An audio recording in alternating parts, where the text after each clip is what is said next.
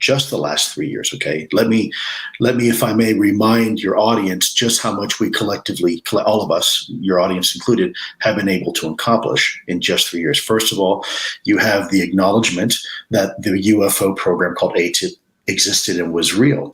You also have the acknowledgement that those 3 videos were absolutely real and they were taken from DoD weapon systems. You also have the acknowledgement that we have no idea what they are, that they are truly unidentified aerial phenomena.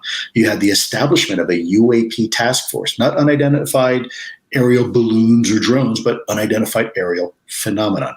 You have classified briefings being provided to Congress. Then you, on top of that, you have briefings being provided to the President of the United States, and the President admitting that he received briefings on this topic. Then on top of that, you have a 180-day report, which I suspect we're going to talk about a little bit today, and what that means. And on top of that, you have a signed document by the DepSecDef that came out and said, hey, look, Kathy Hicks saying, we need to develop a strategy, a long-term strategy, not just something to answer this 180-day report, but long-term going into the future. We need to provide resources, assets, and talent behind it.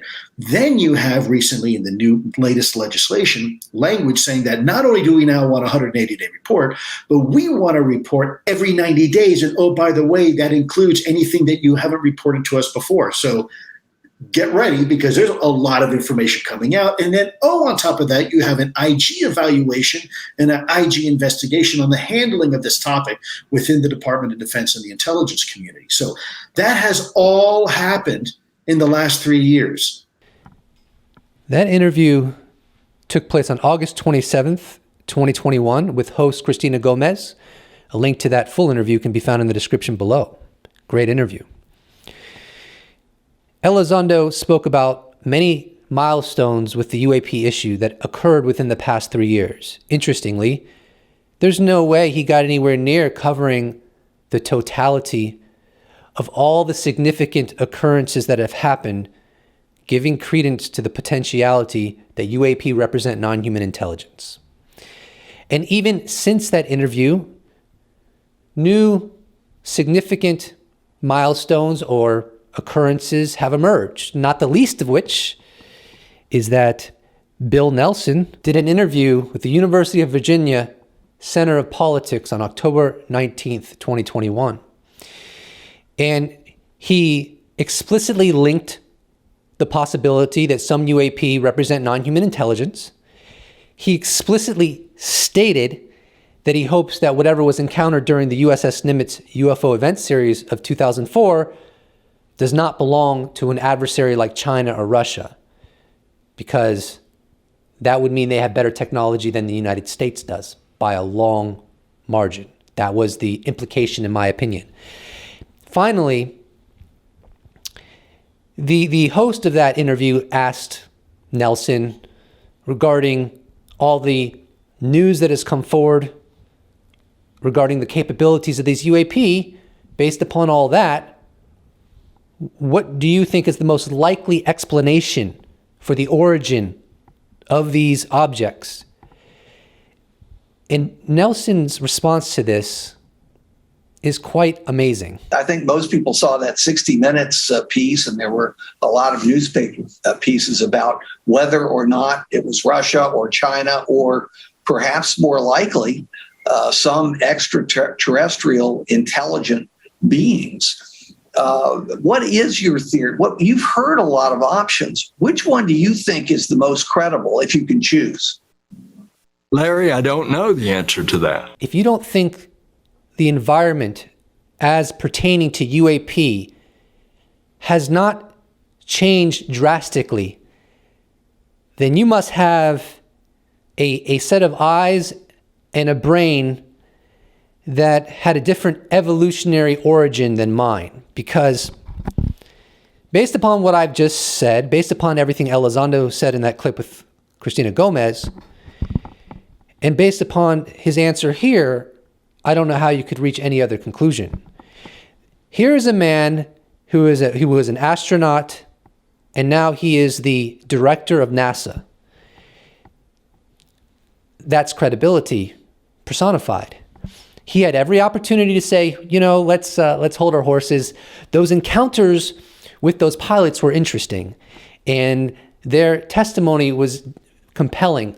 But ultimately, we need to wait for more data to come in. And by the way, the likelihood that any of these objects could represent non-human intelligence is truly remote. So before we even entertain the idea that it could be from non-human intelligence, let's wait for more data. Bill Nelson didn't do that. Now, did he? That's what I would have done. 100%. If I was in his position, I did not see any compelling evidence in classified briefings that would lead me to assess that there's a good chance or a decent chance this is non-human intelligence. I can't say for certainty, so let me correct that a little bit. But I would think that I would have been a little more cautious than Bill Nelson was, because of the responsibility that I would understand I had and the power and influence of my words as the head of NASA. Now, I clearly think that Bill Nelson, the administrator of NASA, during his classified briefings on UAP, was given evidence and information so compelling that has led him to talk about UAP in the ways he has, as opposed to the ways you'd expect he's obligated to do so. As I reported last night, Senator Kirsten Gillibrand of New York has a proposal.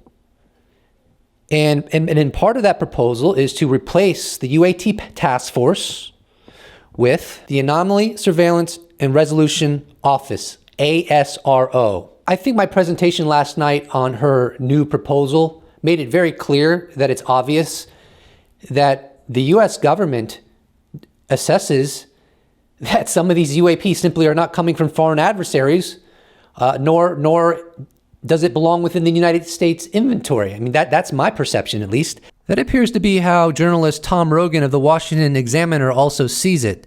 Today, November 6, 2021, he wrote a very nice article titled "Why Kirsten Gillibrand's UFO Amendment Deserves Bipartisan Support." Here's a pertinent excerpt. Gillibrand's language gives implicit reference to the confident belief of those in the U.S. government and military who have studied these UFOs that they are not of U.S., Chinese, or Russian origin.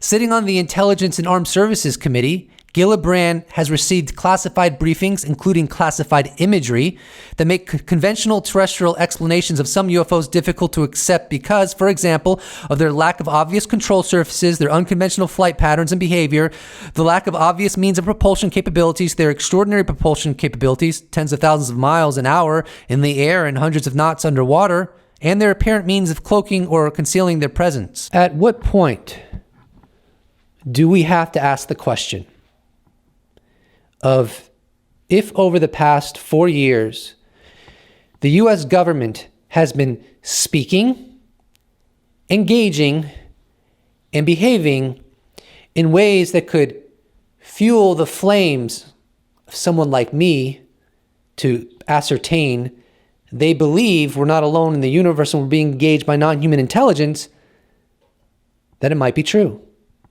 At what point do we ask the question, can all of these representatives and members of Congress and the chief of NASA and former CIA heads and former DIA, former this, former that, John Ratcliffe, when he said that they recorded some of these objects breaking the sound barrier, yet there was no sonic boom, we can't replicate their ability to perform. And the list goes on and on and on, and it seems to be growing at a pretty fast clip. And I don't see any indication that it's going to desist. So the question that I really wanted to ask during this video is, if, as some self-proclaimed skeptics assert, this is all just a phase the American government is going through. This is a mind virus that pilots, radar technicians, heads of NASA, members of Congress, former DIA, former this, former that have contracted. Well, when does it end? When? It's been 4 years. It's a long time. That's a long time for a mind virus to entrench itself into the very structure of a nation's government.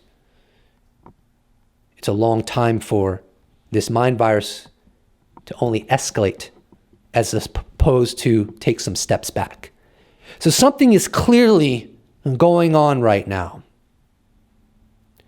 And I am a fallible human being, which is why I will never tell you that I am 100% that we are dealing with non-human intelligence. That's hubris. And I say that for the skeptical side too. And they have many of them, that's just a fact, are near certain that every UAP that's ever been seen by the eyes of man is either a weather phenomenon or a conventional piece of technology or a misidentification or a lie or delusion or what have you. And yet all we need is one accurate rendition. And we are either not alone in the universe or somebody has technology that surpasses all known technology. I don't think this is going to end. I don't think this is going to take any steps back. I don't think the US government is going to throw cold water on this.